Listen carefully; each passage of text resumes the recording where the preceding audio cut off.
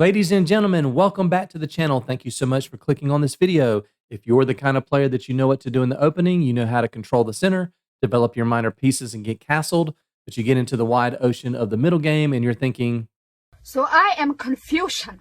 Why is this one Kansas, but this one is not Arkansas? this video series is for you. I have 10 of the most common middle game strategies to put in your chess toolbox to destroy your opponent. So let's jump into it. Here we go. All right, guys, we made it to the end of the series. This is middle game strategy number 10, the Minardi attack. And as always, I have some notes down at the bottom right-hand corner of your screen. So let's define it first. So the Minardi attack is exactly what it sounds like. We are going to be attacking with fewer pawns than they have. So we're in the minority. Maybe we have one pawn against two, two against three, three against four on one side of the board.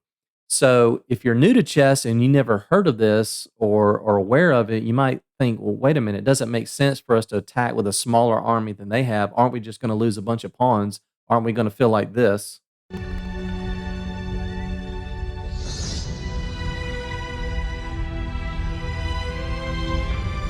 Yeah, exactly. So it may feel like we're going to lose the battle, but I promise you, fear not, this is a very powerful, aggressive, and effective strategy.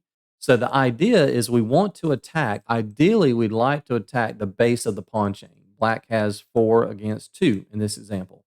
So we might want to play a move like pawn to b6 to kind of break up this structure to weaken the pawn chain. So this whole strategy is all about structural damage. We want to create some kind of weakness like a backwards pawn, an isolated pawn, open up a semi-open file that our pieces can take advantage of. We're trying to, and there's also another phrase called undermining the pawn chain. Minority attack and undermining a pawn chain basically mean the same thing. We're mining underneath the pawn chain. We're trying to get that ladder to crumble so that the pawn chain falls. Exactly.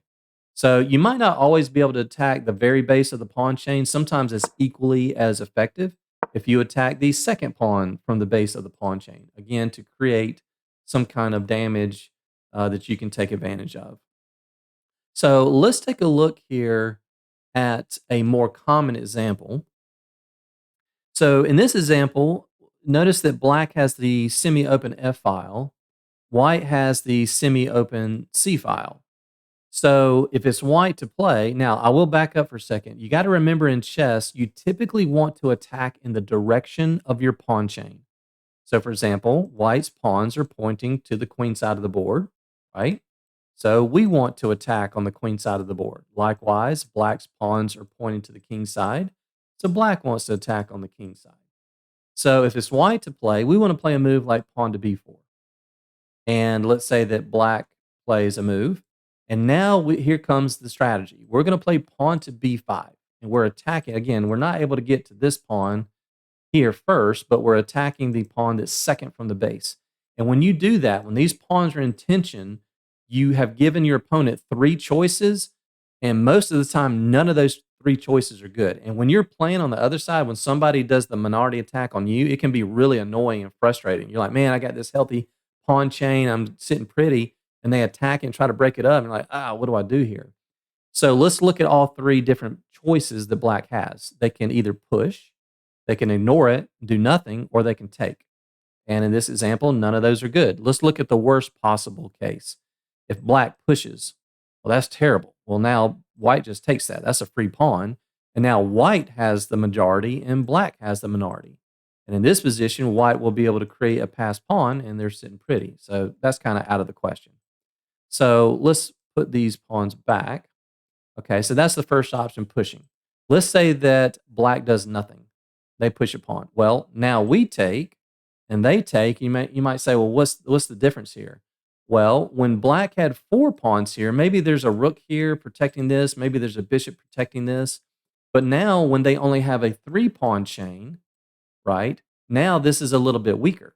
So in this particular example, if you can imagine that white has maybe a knight on this square and black has maybe a bishop sitting here, well, now you can imagine this knight hopping into b4 and putting pressure on this backwards pawn, right? This is one of our middle game strategies, right? Middle game strategy number 5 was to locate a weakness in your opponent's position and attack it. So by doing this minority attack, we've created a weakness that we can attack. Maybe we can bring in a rook to the C file and start putting pressure on this weakness, right? So that's not such a great option for black. If we go back to this example after we push to B5, the third option is to take.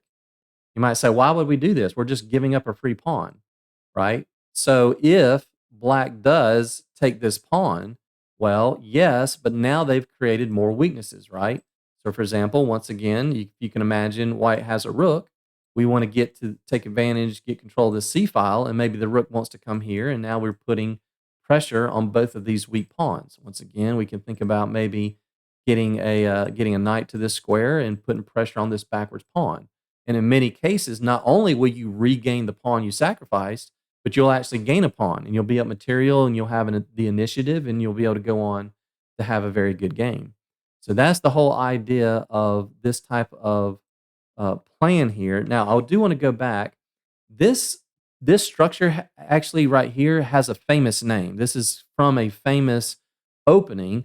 And this structure, this actually stems from the Queen's Gambit opening for white. And by the way, if you've never seen the Queen's Gambit series on Netflix, definitely check that out. But this stems out of the Queen's Gambit decline exchange variation. This is called the orthodox minority attack. More commonly, it's referred to as the Carlsbad structure. Now, why is it called the Carlsbad structure? Well, there was a grandmaster back in 1923 who used to play these structures a lot, and he wasn't a very good grandmaster, and he kept losing all of his games. And so the running joke around town is that Carl is bad, so they called it the Carlsbad structure.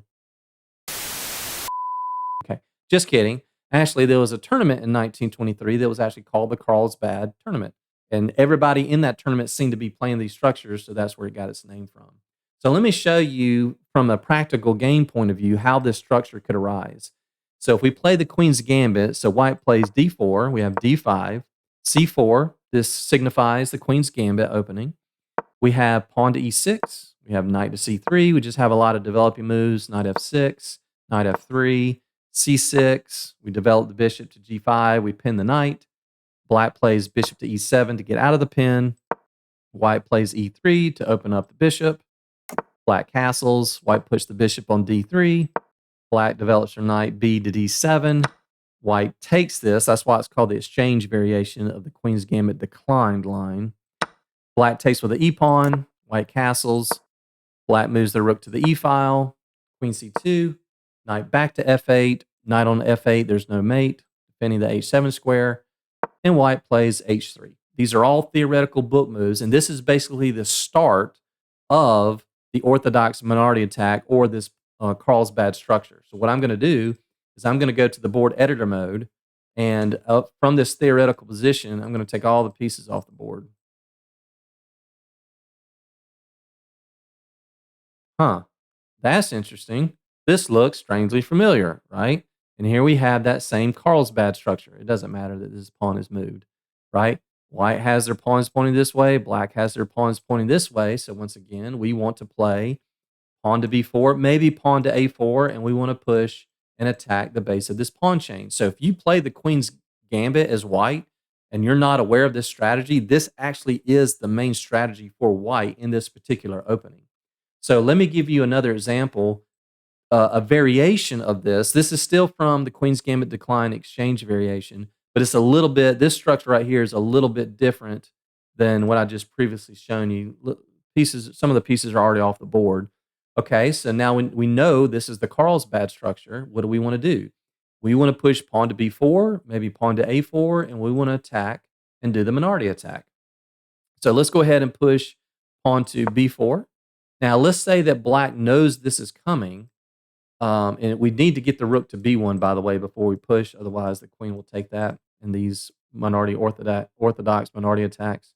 So here, black plays the move a6, right? So they're trying to get that Maroczy bind and get a clamp down on the b5 square. So white says, no problem, we'll just play a4. You cannot stop me from playing this move. So white plays bishop to d7. They're trying to get some more support to this b5 square because that's where all the fireworks are going to go off. but we just have too many pieces. 1, 2, 3, 4. Both sides are fighting for this square. We just push through anyway. So here's our minority attack. We have 2 pawns against 3 pawns. We don't care. We're pushing for it anyway, trying to create that weakness. Once again, black has 3 options and none of them are good. Well, let's take a look at the first one. Again, pushing. Well, we already said that's bad. Well, if you push, yes, white can take and black can take back, but every move weakens something, right? You've heard me say this many times, especially pawn moves. Every pawn move weakens something. This pawn is guarding this pawn. So when they push, guess what? They just weakened the d5 pawn. So now we just take that. And we're hitting the queen. And this is going to fall. Maybe we jump the knight in and we fork the bishop and the rook. That's just terrible. Just a terrible option for black. Okay, well, let's say that they do nothing. Let's say they play this. Okay, well, now I take, pawn takes, and now guess what we've done? We have created a backwards pawn, right? So how do we deal with backwards pawns? Well, ideally, we'd like to treat it like double pawns and stop the advance. So maybe we play a move like pawn to a5. Let's just say they play something else. And now what I want to do, knight to a4. So you're getting to see, as we get closer and closer to the end of all these middle game strategies, how each of these strategies kind of play off each other and how we combine them for some kind of attack, some kind of plan. I want to stop the advance of the double pawn, but also remember our other middle game strategy number 8, which was to reroute your knights and bishops to get outposts, right? So let's say the knight goes here. Well, they have the wrong color bishop, right? We just talked about this. So now I'm blockading, I'm stopping the advance, and now I'm going to blockade. I'm going to occupy the square in front of the double pawn, or in this case, the backwards pawn.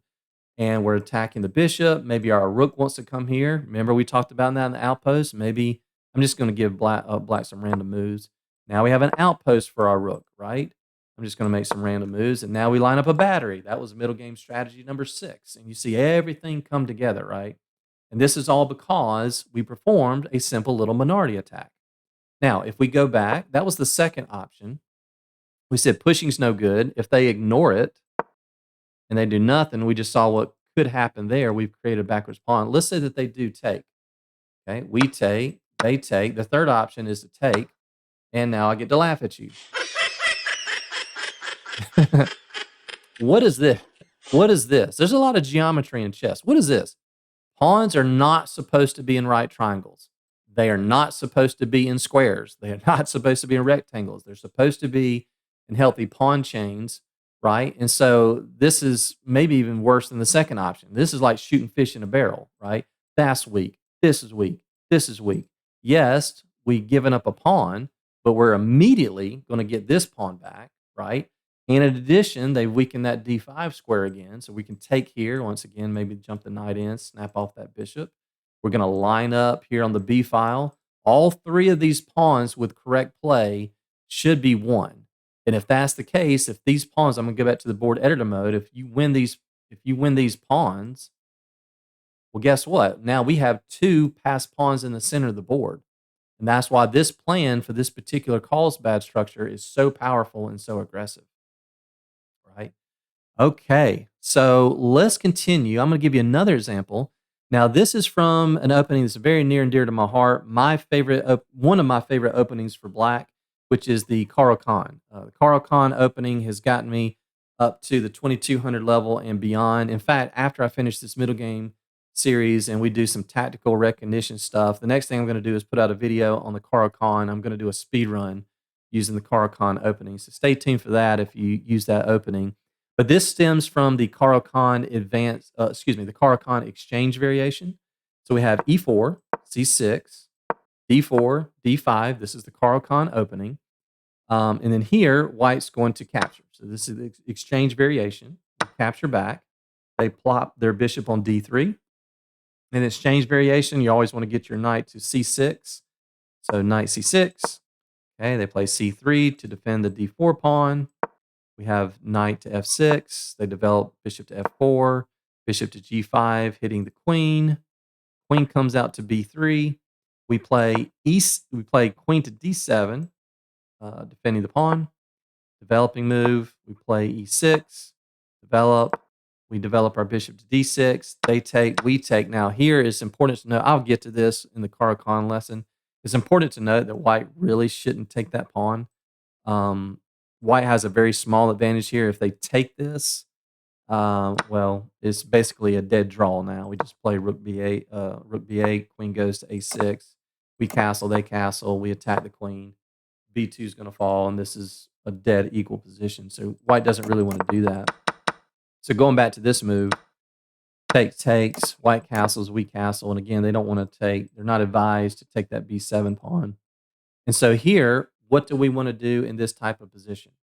So let's say that white makes a move. Well, now that we know, again, if we take all these pieces off the board, then guess what? This is the same exact Carlsbad structure, right? We have the 3 pawns here, the 3 pawns here.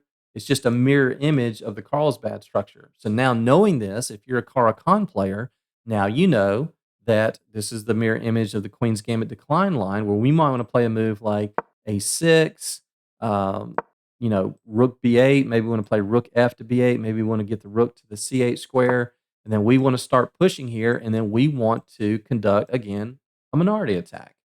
And so very, very strong, powerful strategy in this example. So just to show you once again, I take all these pieces off the board in this Caro-Kann line.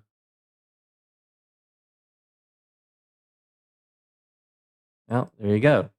Look what we have here. I'll put this pawn back. It's the mirror image. Black's pawns are pointing to the queen side, so black wants to attack on the queen side. Whites are pointing to the king side, so white wants to attack on the king side. And we want to get in some kind of minority attack and break up this pawn chain. Okay, so last example here. So it doesn't always have to be, going back to these examples, it doesn't always have to be a minority attack with two pawns or more, right? So in this example, it's 2 against 3. Many times you can do a minority attack with just 1 pawn. It's like your sacrificial pawn. So for example, in this position, the clear move here is what? Black's got a healthy pawn chain. What would you play here? You can pause the video if you want to. Yeah, we're just going to push h4, h5. So we play h4. Let's say black plays king to a7, which is the best move. We just push h5. And now black has 3 choices: pushing, taking, or doing nothing. So once again, now I like to show you guys these engine evaluations and how they change. I'm actually going to open up my screen here just a little bit. And I'm going to show you the analysis. So right now up here, you can see on the screen that right now white has about 6/10 of a pawn advantage. Watch what happens to this if black chooses to take. Look at that, guys. This is losing. It went from like 6/10 of a pawn to plus almost 3, right? This is absolutely a losing move. Once again, we have this disgusting right triangle that our pawns are in.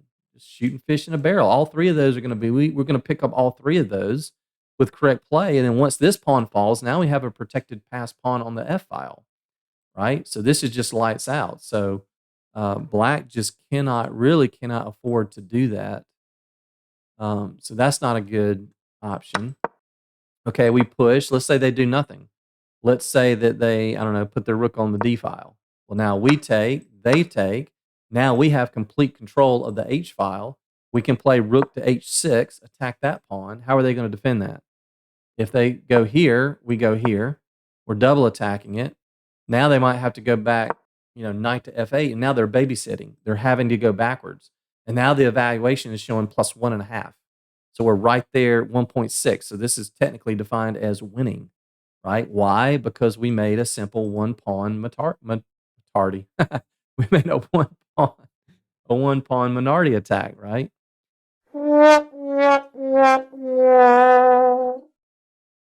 So anyway, all right. The minority attack. We did it, guys. We did it. We got through all 10 middle game strategies. We can play our happy dance.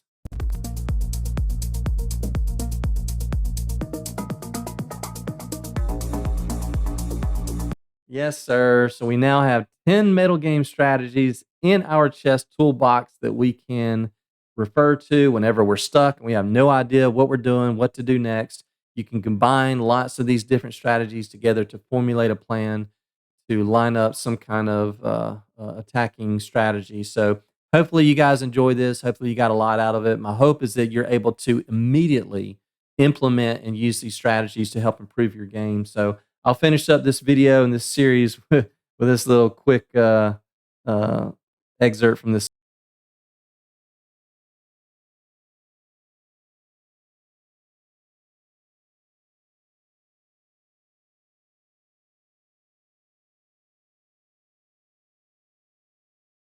All right. Hope you guys enjoyed that, and we'll see you on the next one.